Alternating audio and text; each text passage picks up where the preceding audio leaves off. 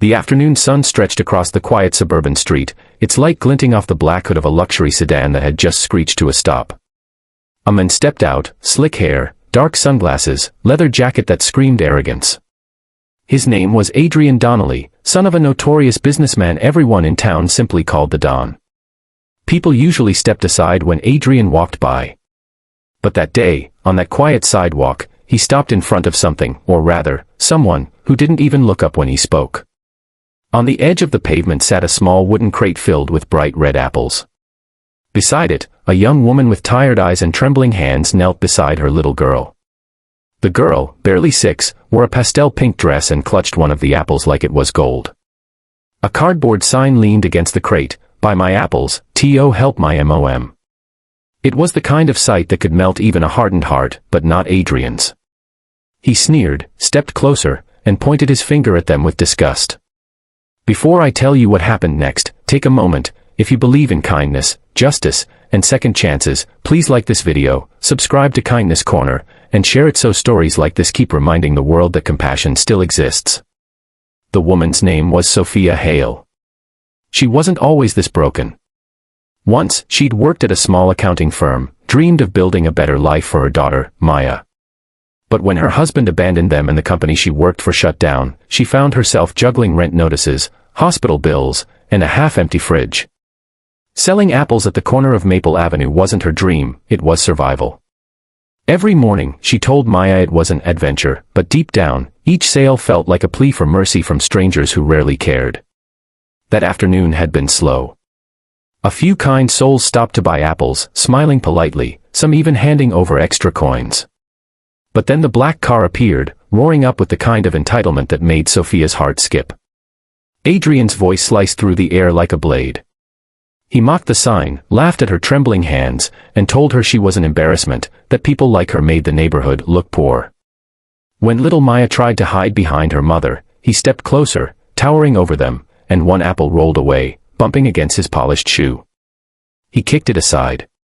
Tears welled up in Sophia's eyes, but she held her daughter close, whispering for her to stay calm.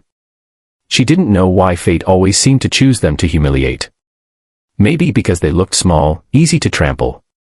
She tried to reason, saying they were only trying to make ends meet. But Adrian wasn't listening. He wanted to make a scene. He wanted someone to see the Don's son flex his power over those who had none. And someone did see. Down the road, the deep rumble of engines echoed like thunder rolling over the street. Heads turned. From the distance, a line of motorcycles gleamed under the sun, moving slowly, steadily. Their jackets were black, emblazoned with the unmistakable red and white insignia, Hell's Angels. 5 of them, rolling in sync, each face hardened by roads, storms, and stories that the world never understood. Adrian didn't notice them at first. He was too busy shouting about people like you. But Sophia saw. She saw the way pedestrians stopped, the way the air shifted, and how even the wind seemed to quiet down when the bikers parked near the curb. The lead rider stepped off his Harley, a tall, broad man in his late 40s with a salt and pepper beard, slick back hair, and arms inked in full-sleeve tattoos that caught the sunlight. His leather vest read, Hell's Angels on one side, RL.CHLLS on the other. His name was Reed. Reed didn't say a word at first. He just stood there, watching the scene unfold, the mother kneeling, the child clutching her apple, and the arrogant man pointing his finger like he owned the world. Then he walked closer, the sound of his boots deliberate, echoing against the pavement. Adrian finally turned, scowling, as the other bikers parked behind Reed like a silent wall. For a moment, there was only the sound of engines ticking as they cooled. Sophia's heart raced. She didn't know whether to be scared or relieved. Reed stopped beside her, looked down at the sign, then at Maya's small, tear-streaked face. He crouched slightly, picked up one of the apples that had rolled near his boot, and turned it over in his large, scarred hand, the same kind of hand that could crush a man or cradle a child. He glanced up at Adrian and said in a low, steady voice, "You think that makes you strong?" Adrian froze. The other bikers moved a step forward, not touching him, not threatening, but their presence alone made his confidence melt. Reed reached into his vest, pulled out a folded $100 bill, and placed it gently on the crate. "I'll take the whole box," he said, still looking at Sophia, not the men.